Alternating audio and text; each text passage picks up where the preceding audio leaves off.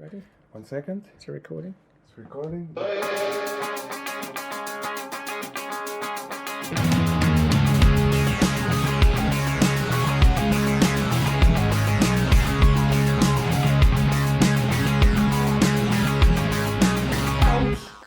Good evening and welcome to another edition of Unforced Error. Unforced Errors? What is it, David? It's welcome to Unforced Error, where we talk about unforced errors. I like that. Yes, it's a good distinction. Probably costs more on the poster, Unforced Errors, but I think it's worth it. Yep. So yeah, Unforced Errors for the uninitiated is two old guys talking about tennis and saying the things that the people on TV are too scared to say. It's the thinking man's talk sport, really. And you join us at the end of March 2022. The clocks have just gone forward. Do you have this in Portugal and Andorra, David, where they muck around with the clocks? In Portugal, yes. Not in Macau. Not in Macau. I envy Macau because I'm one of those crazy people who thinks we should keep the clocks the same as they are. They should all always the year be the round. same. Absolutely. Yep. So in today's episode, we'll be going back in time, building the perfect tennis player. So what players from the past, what players from the present, and what up-and-coming players, what shots would you take from each player to build the perfect player? Have you got an idea in your head, David, of the perfect player? Is it a man, a woman? What height are they? What do you think God looks like, I suppose, isn't it? Are they tall? Are they short? They're definitely tall. Not too tall. What height are you? I'm 1.93 m, which is 6'4". I think that's a good height for the perfect tennis player, no? For a male perfect tennis player. I would say 1.85 m. So that would be probably 6'2", 6'1". I think that's the perfect height. Yes. Not too tall, but still tall enough to have good serves. Hard to lob if you're tall, isn't it? Makes your opponent think twice about lobbing. Light bones to run quickly. More back problems, maybe, the taller Definitely you are. more back problems. That's a drawback. Yes. So-called little guys can scurry around more. The Schwartzmans. That's true. The Agassi's, although they're not short by the man on the street standards, are they? Yes. Yeah, I mean, on the same subject, do you think muscular is best? If you were building in your laboratory the perfect player, what physique would you come up with? Yeah, it's definitely the type Federer, Djokovic, Medvedev, slim. Slim, yeah. I think Nadal is already too much. Yes, he's not as muscular as he used to be. Maybe that's to cut down on the injuries. Maybe. But yeah, I agree. I think the perfect tennis player should look almost as if they're just naturally fit. They've got good genes rather than they've got their physique through pumping iron down the gym. That's true. It adds extra weight.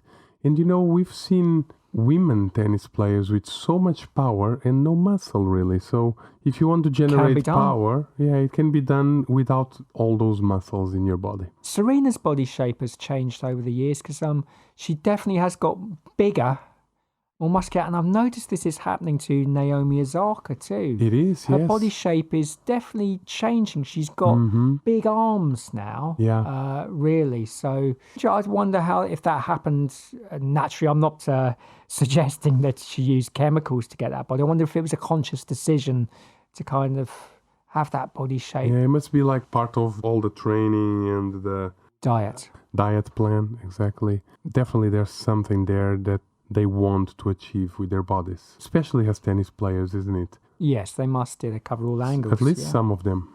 Yeah, so talking about planning, my rough idea was, let's build the perfect tennis player by kind of categories. So I drew up a list of categories. Please you do. added a few, and so did other people. Steve had a few suggestions too. So I think there's going to be maybe about 15.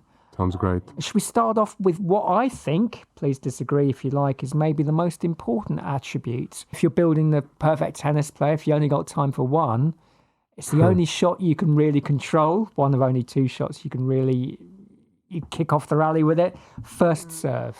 Would you agree? Is that maybe the most vital attribute for building the perfect tennis player?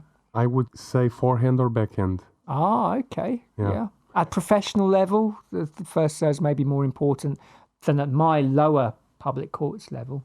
Yeah. But at professional level, you'll get eaten alive if you got a poor first serve. No, it's a very good point. If you have a really great serve, you already have almost half of the match won, more or less. But then if you don't have If you have a great serve, like Isner has, a bombastic serve, but that doesn't have an awesome forehand and backhand, he ends up not really achieving great results. Well said. I mean, it's the combination, really, isn't it? You have to have something Your follow-up solid. shot. Yeah, exactly. You have to have something solid, because let's not forget the serve is one shot per rally, whereas it can be up to 30 forehands in one rally or more. Very true. I think getting a good first serving gives you confidence for the rally. Yes. Puts you on the front foot. You don't have to worry about the second serve. Will that second serve go in? Is it going to hit the net? It takes away the worry of the second serve. So I think it's a great building block. Yeah, and even if you're not very good with any other shot, if you already have the advantage of a great serve, most probably the second shot after the serve will be much easier. Well, possibly the greatest combination in tennis. I didn't have him as the best server of all time in my list. First server of all time, Roger Federer, very close. But he's got that follow-up forehand. He's got that combination, almost like a jab and then a hook. He really does. They're like two hooks, really, where, he'll do a great serve, puts the opponent, even the Djokovic, on the back foot, and then he's a step inside the court for that forehand, which he will normally hit for a winner. That's true, and it's a best combination in the game. It's a deadly combination, it really is. So let me ask you, let's say now some genie comes up and tells you, Jim, I can improve one feature of your tennis skills. Which one would you choose? Oh, that's such a good question. I'll probably argue with the genie and say, look, can I have 10? No. You can only have one. I think a down-the-line shot would be great because that's the shot I probably struggle with. And when I see it on TV, I think, that's the most important shot almost. Down-the-line shot over the highest part of the net. That's probably the very most little important. margin for error. Mm-hmm. And I think at my level, so many of us go cross-court. That's the easy option. So many.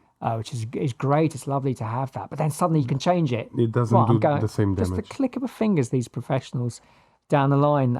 If you see enough tennis, anybody will understand that the down the lines are the game changers. They really are, more often than not. This is where you surprise your opponent. This is where he's not expecting the shot. The cross courts are the easy shots. The down the lines, they define a great tennis player. Yeah, I mean, when Brad Gilbert took over coaching Andre Agassi, he saw Andre Agassi's backhand down the line, and he said that backhand down the line is going to win you hundreds of thousands of dollars. It was great, yeah. And it did. It was cash in the bank. Mm-hmm. So, yeah, that's a great one. Right back at you, Bobby Brown. What would the genie grant you if you had a wish? What shot? Yeah, I'm in love with the backhand. Well, you got a good backhand. Yeah, good. If I'm choosing the thing that most attracts me, it's definitely the backhand. Whichever shot, doesn't really matter. A double-handed backhand, that's what you got. Exactly. That's what you'd get from the genie. You just that's true. You want it upgraded. I could ask the genie for one-handed, isn't it? Yeah, I don't think you could upgrade your double-handed backhand. You can hit winners off it. Not many people can. Yes, I'm very happy with double hand for sure. Oh, well, we'll get on to that. We'll get on to that later. But so, speaking of the first serve, first attribute. First category. Thank you very much. Who do you choose for first serve? First backtracking to old school. I'm the man from the past. John McEnroe, very good, very unique, winds up action, really bends his legs, which is something I don't do in my serve. Very important. You should do. It looks good, if nothing else.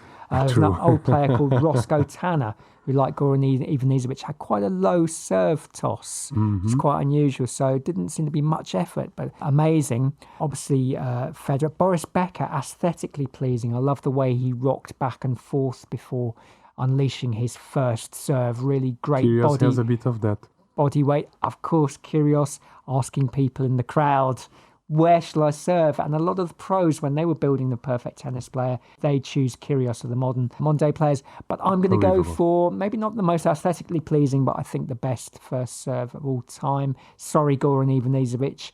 Pete Sampras, I would say, the best first serve. I think even though there's so many good serves out there, there's no doubt that Pete Sampras had the best first and second serve of all time. Yeah, spoiler alert, I'm going to choose him for second serve. Yeah, me too. I can't see much difference between his first serve and his second serve. And yourself? Yeah, it's Sampras. There's nobody else that ever served like Sampras I've ever seen. Yeah. Federer is really good, but he will crumble sometimes. Yeah. Kyrgios is fantastic. Medvedev these days is incredible. Ivanisevic is amazing. Isner is amazing. But they all falter at some point. Whereas with Sampras, I always felt that it just didn't crumble under pressure. He always had the serve ready. Always came up with the goods. Always came up. That's why Yeah. he dominated his area more than the other players. Yeah. So yes, first and second serve. That's easy. It's going easy so far. Ours isn't the only opinion.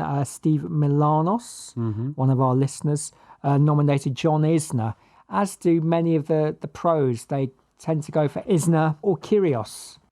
And the women, these categories are open to men and women, of course. Definitely. There are skills in some women that are definitely worth paying attention to. I mean, if we had to choose women, you don't have to look anywhere else. Of course. I mean, Heather Watson is the obvious choice. Oh, sorry. You're thinking of someone else. Give the other girls a chance. We can't name Heather. Serena. Yeah, I mean, fantastic. Just unbelievable. And Serena served better than most men in the tour, to be honest. In terms of speed, it's not far off. Not far off even. There's been a few tournaments where men and women competed, and Serena had more aces than any man or women at the end of the tournament. Yeah. So yes, that's the serve for a woman for sure. Yeah.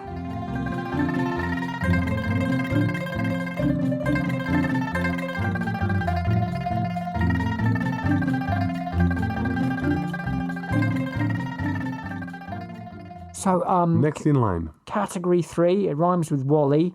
Volley. Connected to the serve often. Now that's a special. Are we building a perfect player for singles or doubles or both? We want them to bring back some money to the laboratory. So if they could do doubles as well, yes, I think we're building the perfect tennis player. Is the player that will play anywhere, any surface, any type of tennis, even triples. It's important, isn't it? He can do it. Yeah, triples. Or she. Could be the next sport, couldn't it? Yes. So yes, we're building the perfect tennis player for everything. So volleys, of course, are very important. Just a note on volleys. Volleys are a special shot. They're very satisfying when you finish a ball in the face of your opponent. You feel empowered, don't you? There's something about the volley that feels really good. Yeah, it's like a fencer putting a sword through an opponent, isn't it? So it's wonderful. And it takes courage. Sometimes that ball's coming to you really fast, and you just make it die, or you use the speed. Good reactions. So, it's a dying art, really, isn't it, in singles? So who would you use as a template for your volleying skills of this robot? Volleys is a very difficult answer for me because I was not really following tennis when volleys were the number one thing in tennis. You were in your cot. Yeah, so I think probably the best volleys have been from players in the past. Maybe Becker, isn't it? Edberg? Edberg. He wasn't one of my favourite players, but Becker and Edberg. Yeah, exactly. Federer's ex-coach. That's the one. But of course, if I speak out of my experience of watching tennis in the last 3 decades of my life, I choose Federer. Yeah, it's hard to look beyond him. He really is. He has all the shots. Era. I mean, who else is there really? Stephen nominated Nadal. Jack Sock, but more from a doubles point of view. That's true. Because he's very good at... but the key to being a great volleyer in the singles, which is different to the doubles, is how good is your approach shot. That's true. So you can be a great volleyer, but you need the right shot to come into. And it's fine in doubles. You're standing there anyway, like a fisherman waiting by the riverbank. It's true, yeah. But back in the old days, just to briefly enlighten you, McEnroe was a great volleyer. He was, wasn't he? The ball, and he played doubles very regularly, took it very seriously, doubles. So that's probably why he was a good volleyer. And let's not forget, we had that classic match with old rackets. It's hard to hit volleys with those little rackets. I still wake up with a start in the middle of the night remembering you rolling around on the grass. Like Boris Becker, a great volleyer too. Martina Navratilova was very good at serving volley too, so I think she should get a mention. But I would pick Federer. As well, even you that comes from a different older generation. Yeah, so there's improvement there, isn't there? Unanimity there. Steve's different again. Steve is probably going to be different from us. Very good volleyer, Steve. Yes, very good volleyer. Yes, there Singles you go. And doubles. We have to say that. And let me mention someone that is always overlooked. Nadal is phenomenal at the net. One of the commentators said yesterday or the day before, said, he's really underrated. When he comes to the net, he very rarely loses the point. He chooses the right moment. Yes, they're very good. And I'll say someone that probably is better than all of these people we're talking about. Brown. Dustin Brown, right, yeah. That guy. Another Boris Becker flings That himself guy, around on the man, grass. with the volleys Yeah. is something else. Well, I'm glad he got a mention. Yeah, he's one of my favourite players, Dustin Brown. Okay, next. The smash. The The smash. overhead. Ah, A slam dunk. I mean, it's usually chosen between, again, Federer or Sampras, and I'll go with Federer. Okay, Again. good. Yeah, I will go with Sampras because he did that basketball slam dunk thing. He was spectacular. Which I think Kyrgios probably and does as Monfils well, yes. do as well. And I've seen Federer do it as well, but nobody did it Yeah. like Sampras. And let's not forget the smash. It's an important one. Another listener, Leon, said that he's read that not many pros practice the smash. They don't see it as that important a shot. And there are some players out there who aren't very good at the smash. Actually. It's true. But Djokovic mucks up the odd smash, doesn't he? He became quite famous for it. He does. So it's a vital skill. Yes, and you never know when the smash will be a very important point. Definitely, yeah. I mean, it should be a banker shot, really. It's like serving from near the net. You would think, but the easiest shots are the hardest in tennis. Yeah, I think most pro players are good at smashing until the pressure is on. Then you can see the difference between, and that's where, for me, Federer wins. I mean, he's almost 100% perfect when it comes to smashes. And Nadal, with that curved smash, he barely ever. It's a top spin smash, really, isn't it? Misses. Yeah. It's just or slice unreal. Smash. Yeah. So we got good contenders here. Very good contenders. Yeah, absolutely. Really important shot, I think. Next. Well, it's got to be the one you think that is the most important one. You might well be right. The forehand. Oh, yes. Now we have a endless number of great forehands in the tennis world. I mean, there's so many good forehanders. Especially amongst the men, I think. The men tend to have great forehands. The women tend to have better backhands. That's so true. In ping pong, it's the same. Yes, I mean, Serena's forehand is massive, but it's unreliable sometimes. Federer's is just one of the most stunning and powerful forehands, but it's unreliable in some pressure moments. Yeah, it can go, can't it? Nadal has a little bit of an edge there, doesn't he? Do you think just because of the reliability or not at all? And what about Djokovic? I mean, Djokovic's forehand tends to be also good, but his best shot is the backhand. Who do you have in mind? There's lots of them. I'm going to agree with Steve on this one and go for Delpo, Juan Martin Del Potro of Argentina. It's unreal. Because his was so powerful, and unlike Serena's, it seemed to be effortless power. There was no grunting. He kind of swung his racket from above the ball, which is unusual too. And it's just like a hammer. And I never understood one thing about Del Potro's forehand. He rarely misses it. It's strange how he creates so much power, and it's almost always in. It would draw gasps from the crowd sometimes. Yes. How hard he was hitting it. He would just swing it like the hammer of Thor or something like that. It was just, you felt sorry for the ball and like, how did the ball stand up to that pressure? Poor ball. I often think about the balls. The life of a tennis ball. Yeah, so many great contenders. Safin, I thought, had a great forehand as well. Yeah, Nadal has that top spin, doesn't it? And probably we'll get onto this later on if you're going to include the inside-out forehand. Yeah, of course. I would think maybe Nadal has the best inside-out forehand. Just running around the ball so quickly, even though he's got a good backhand, just to create that extra angle on clay and just that extra bit of variety. If there's a backhand exchange, he'll suddenly run round and just clout it with topspin. Yes, it's very true. Is there anything on all the other forehands that we left behind that Del Potro doesn't have? What, any elements of the forehand? Mm-hmm. He could run around it, maybe not as well as Nadal. Possibly the angles, short angles. He wouldn't go for it, but he didn't really. That's true, need to. But that's something that removes a little bit of the variety of forehands because.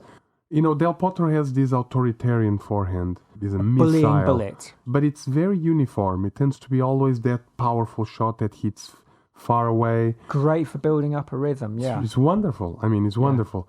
But There are forehands out there with more variety and more shape. We're forgetting that the forehand drop shot is a much more common shot. For example? Now, in fact, it seems to be more common than the backhand drop shot. Yeah, there you go. So, the Fagginis and people like that who don't belt the ball so much, they can disguise that and do a great kind of forehand drop shot. So, yeah, we are neglecting that, and there's something to be said for angles, and there are many ways to skin a cat. You can stroke a cat, or you can give it a vigorous tickle. Yeah, I would definitely be in between Nadal and Federer. I'll go with Federer because I like him more.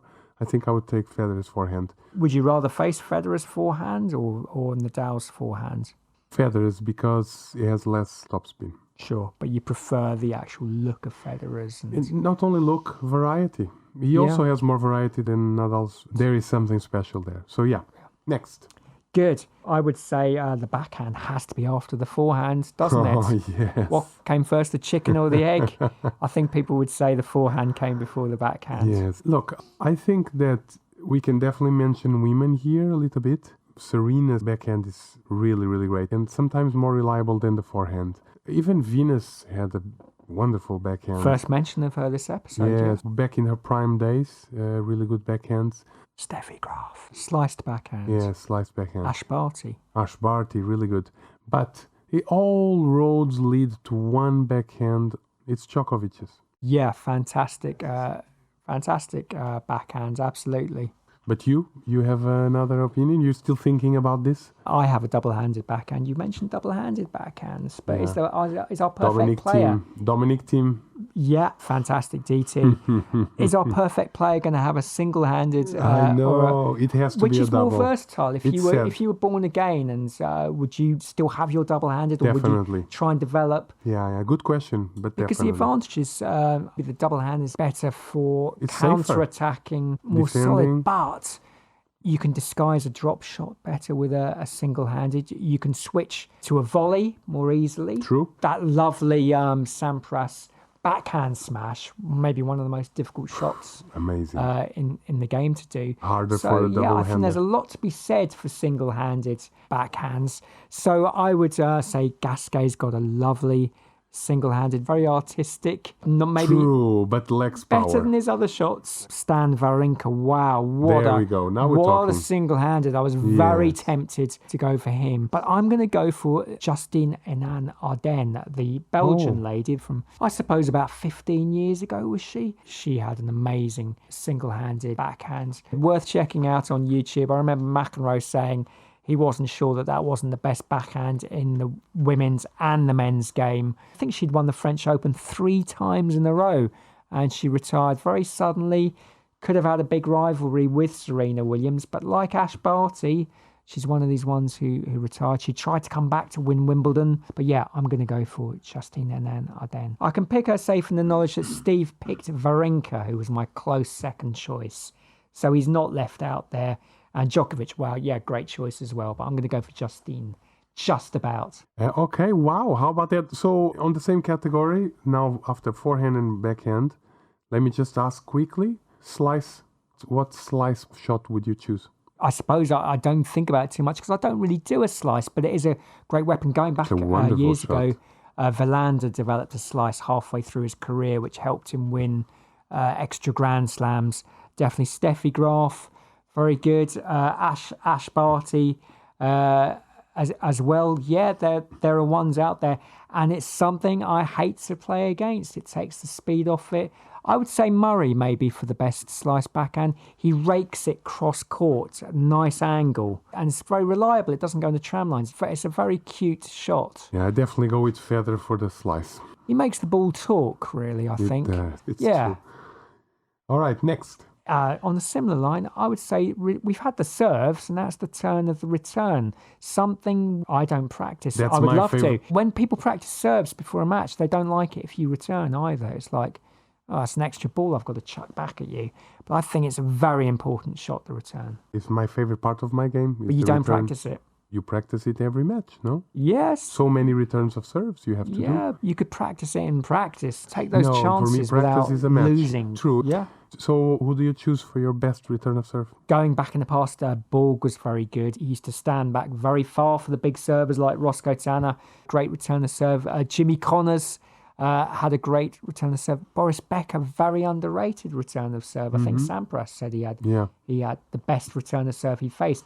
Sampras put Becker above Agassi for return of serve, who had a great return of serve. I remember one Wimbledon, Philippoussis doing the record serve for that year's Wimbledon, the high speed, and Agassi stepped inside the court and hit a winner off it. Yes. And it wasn't a fluke, which he held his hand up for afterwards.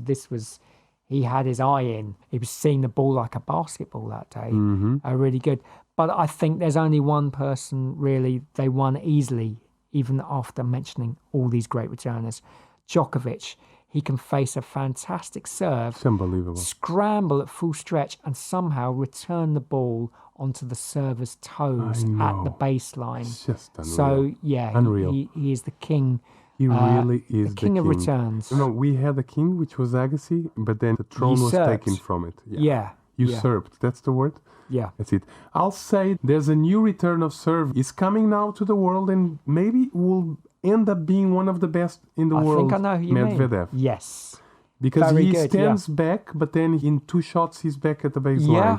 He's like a wolf. He almost licks his lips before, advancing up the court. And he hits bullets from miles away. He returns deep, and it's a really difficult shot for the opponent to attack. Yeah, long-range against. missiles, aren't they? So that's a new type of and return. You can really, if you stand back, you can really have a swing at the ball. You can, yes. So I also choose Djokovic as you do, but in a few years' time, we might have a different opinion. And Steve makes it a clean sweep there. He's also gone for Djokovic. Well, Steve's a big Nadal fan, and he actually did, I forgot to mention this, he did choose Nadal for the best smash. It's incredible.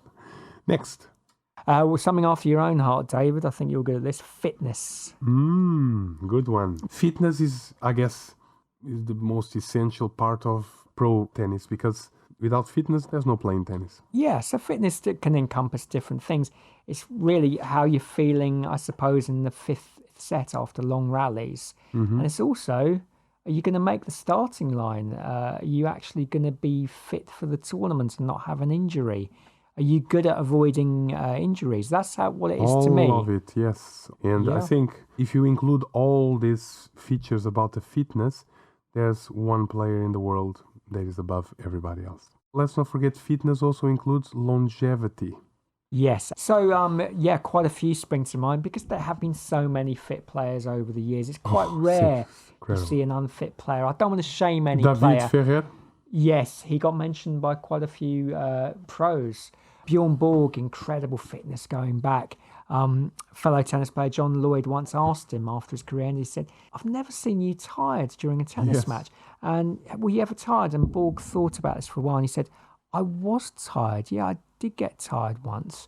It was in the 5th set against Ivan Lendl in the French Open final. Around about the 4th game, I suddenly thought, I'm really tired. But it only lasted a game. And that was the only time in his career he felt tired. I'd feel tired before I even start a match." Ivan Lendl, incredible fitness. He used to cycle on his days off. Djokovic, obviously incredibly fit. I would say Federer, though. I never see him really out of breath. He's avoided injuries for a long part of his career. Okay, he started getting injured 34, 35, but until then, an amazing unbroken run. So Federer and fitness, again, it trips off the tongue, doesn't it? I think Steve went for Djokovic. And I'm also very curious about Medvedev, because right now Medvedev is probably the fittest tennis player on earth right now. Yeah. So he is a great contender. Now, you wouldn't think he was that fit when you look at him, really. You think he... Fit and fast. The body has all the attributes, and tall. I mean, it has a light. Very tall, yeah. So and he gets everywhere. He gets to everything. So I'm going with Federer because we've been watching him for 3 decades. For everything, for the longevity, for the lack of injury, for what you said, never out of breath, always contained. It's almost like the energy of his body, his natural body for tennis and for other sports. I think Djokovic is a good pick, but Djokovic needed to change his diet. And that tells a little bit about the body not being naturally perfect. He had to work hard to get there, whereas Federer has been natural at it. He often said that he would have an ice cream here and there and enjoy his desserts and have a less strict diet and still have a body that is always ready and fit. And only now at the latest stage of his life, of course, it's breaking down. So yeah, Federer, the same.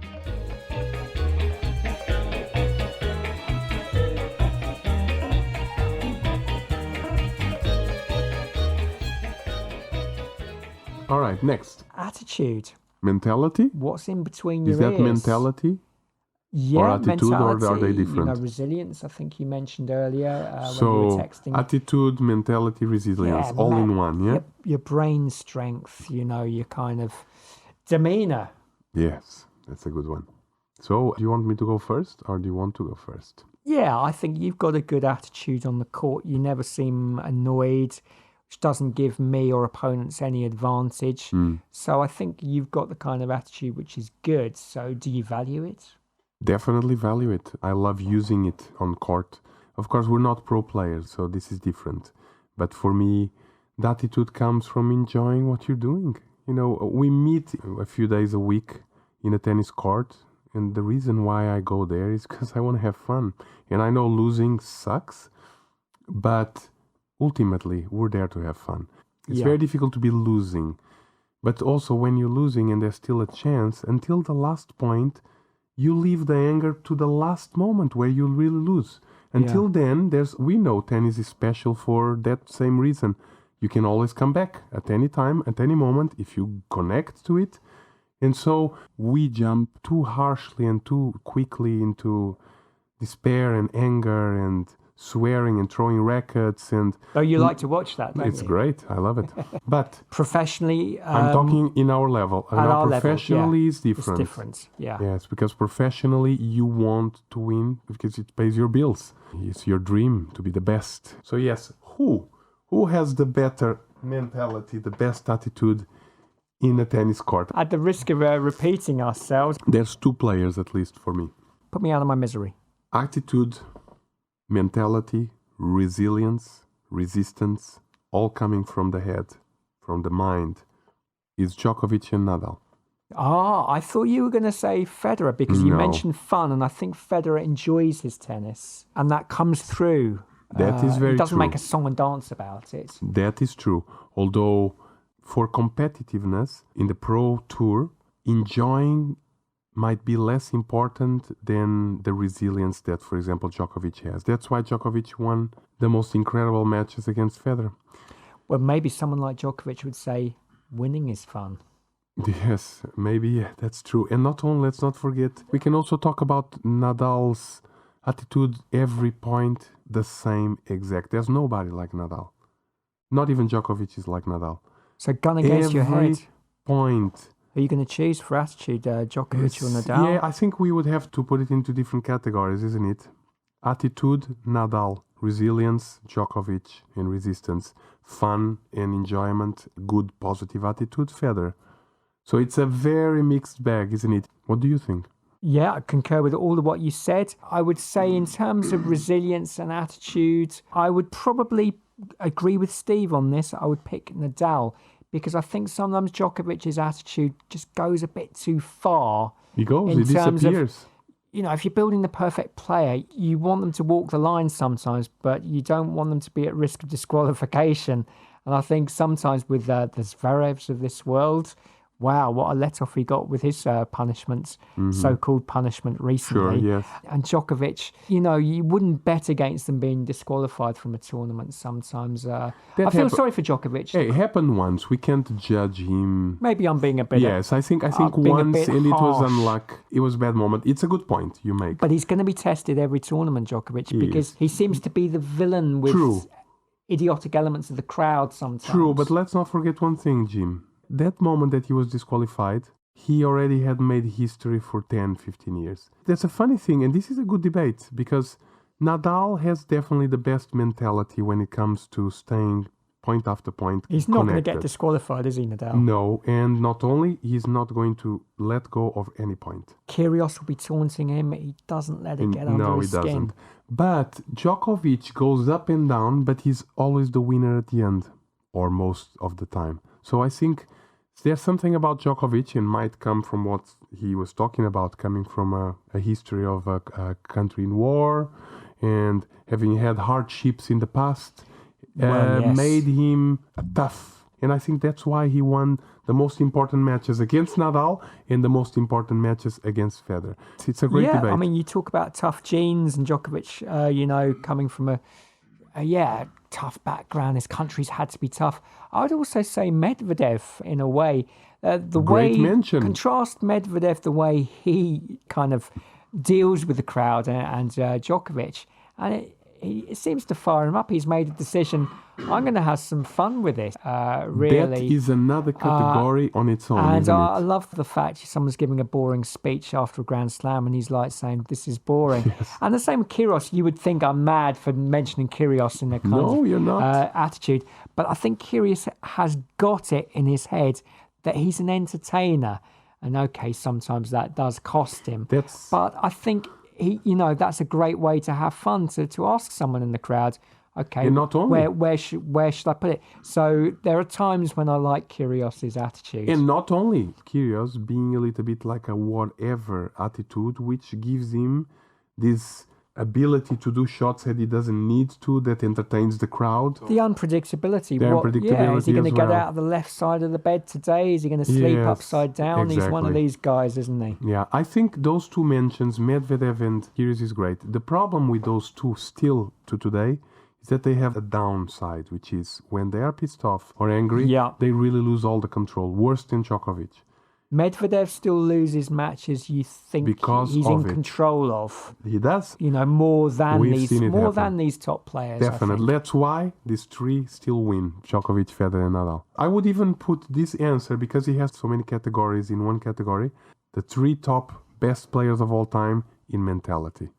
Because those three, you combine those three, Nadal's point by point, Federer's positiveness, and Djokovic's resilience and surviving skills, you have an insane tennis player when it comes to mentality. And that would be a Frankenstein's monster. And let's not forget the ghost from the past. Bjorn Borg, he'd come into the changing room after a match. You couldn't tell whether he'd won or he'd lost. Yes. And I think that's a great thing and very hard to play against. Mm-hmm. Someone like Murray, great player though he is, the shoulders slump, the head's shaking, he's muttering darkly to his box. It's so playing tiring against a to player watch. like that just really, I find is really encouraging. It really puts a spring in my step. If your opponent is acting like it's a Shakespearean tragedy. It is a problem. Murray has a terrible attitude, even now. People have been saying that for years, but he just won't change. Hey, resilience. He knows people say it, and he won't change. Yeah, there's a survivalist in Murray in his prime days, but yes, even now I've seen him play yesterday, and it was, my God.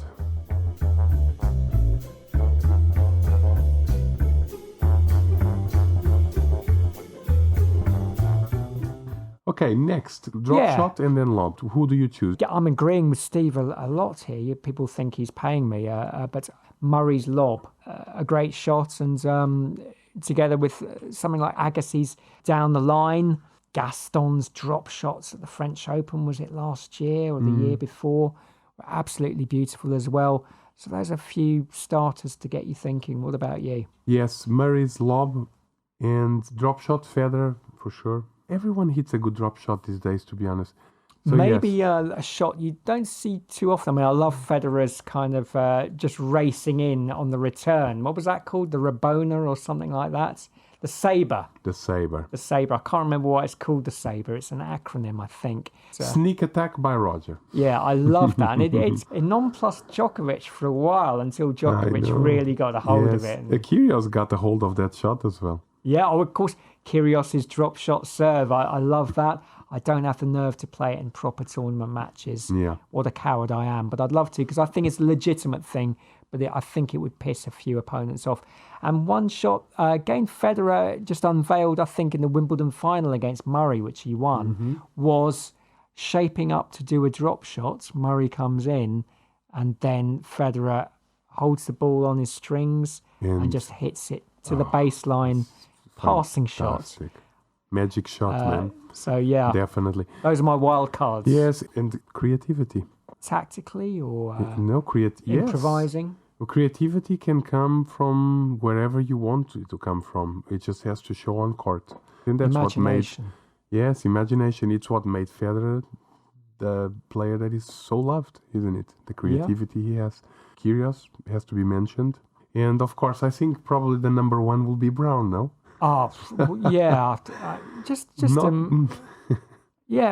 Was it Brown Kyrgios? Did you send me a YouTube link? Match of all I didn't time. know they played each other. It's just, it's like seeing Muhammad Ali take on Rocky Stallone. I just didn't think their paths had crossed. Yeah. And it lived up to the hype. Amazing. Yes, it's one of the best matches I've ever watched. Yeah. So who would you say is the most creative player then?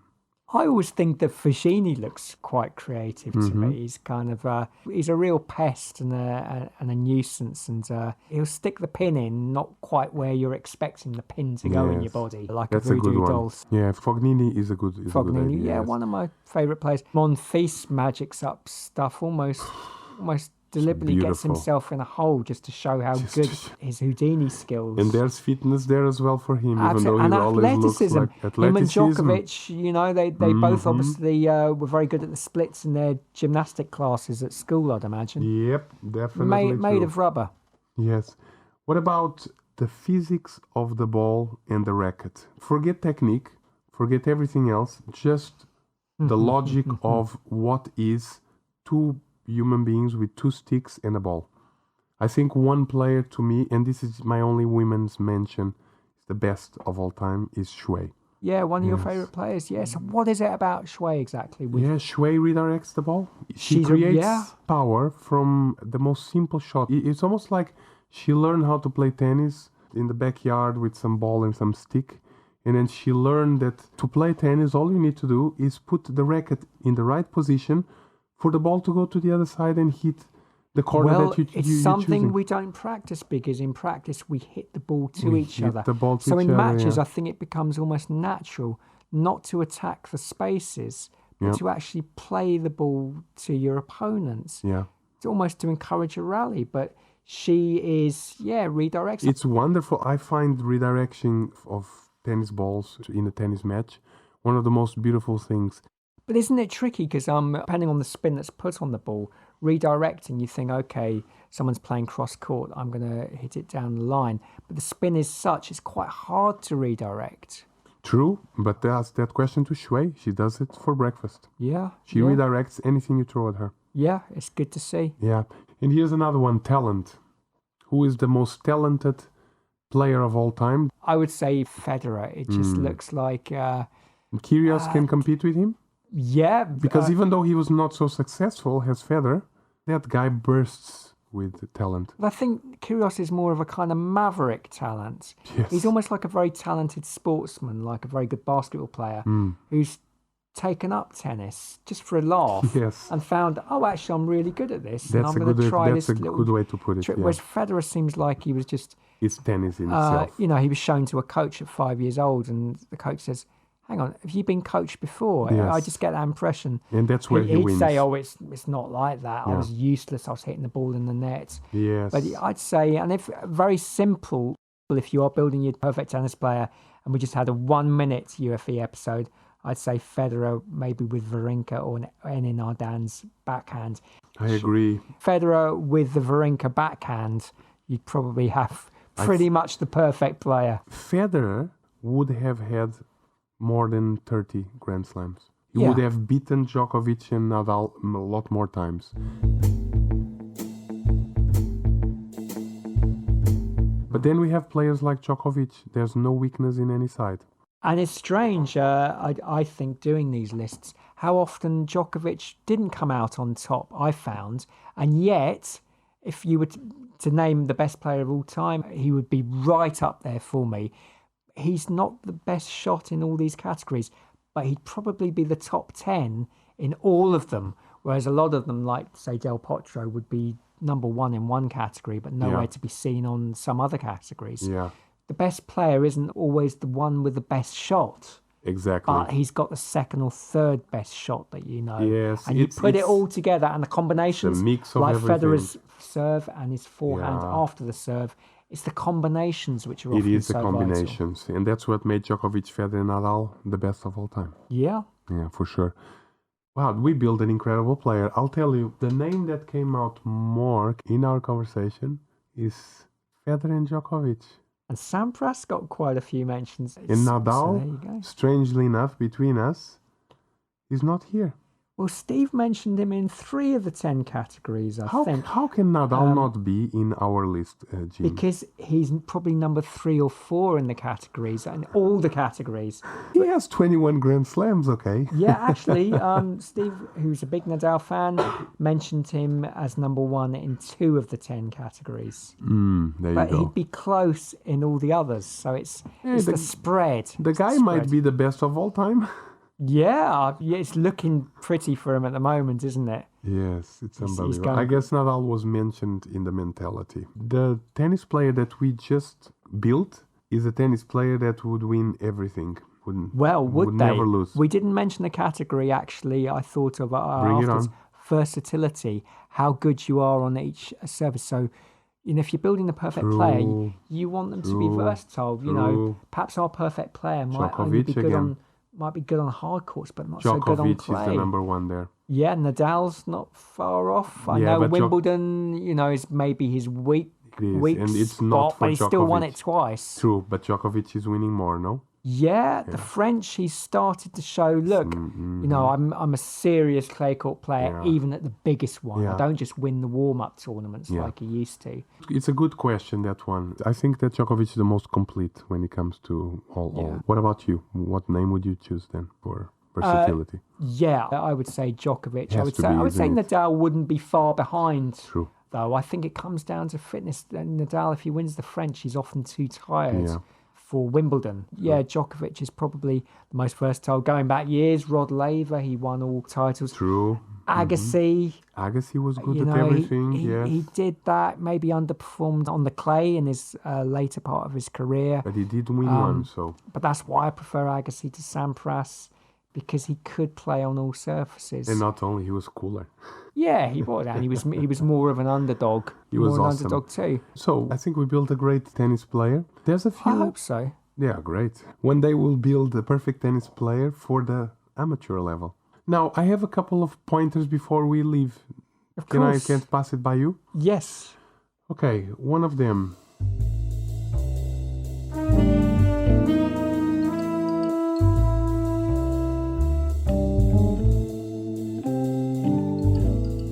Okay, one word on Barty and one word on Swiatek, number 1 in the world. Yes, Swiatek's number 1 in the world. I don't mean to pop your balloon, David, because it's a great achievement. But to me, the most important thing is, will she be world number 1 at the end of the year? That's the No, big I thing understand. But me. for example, Medvedev as well, for the first time, 1 week has number 1.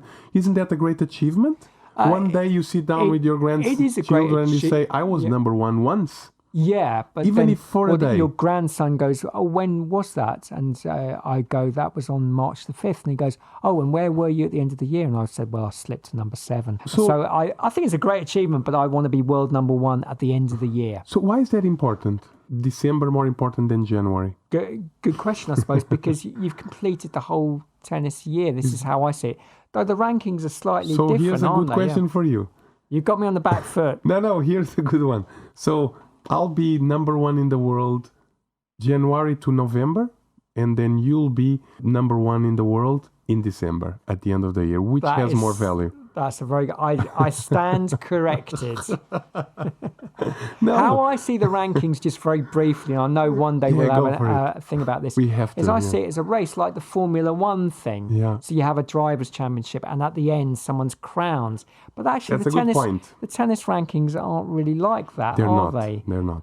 It's true. And we have to talk about that, It's a shame, but that's how they should be. I understand where your logic And is I remember coming that from. year Murray and Djokovic faced off in the ATP Tour End finals, and whoever one would be world number one. Yeah. And that was exciting. There is. Yeah. I agree with you. There is something special about reaching the end of the line as number one. Because there's a break, isn't there? There's a small There is a little break after the yes. Davis Cup.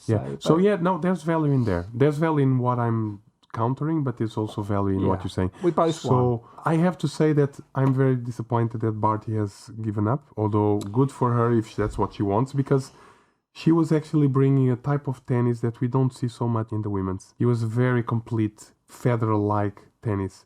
I mean, tearing apart players just with a slice.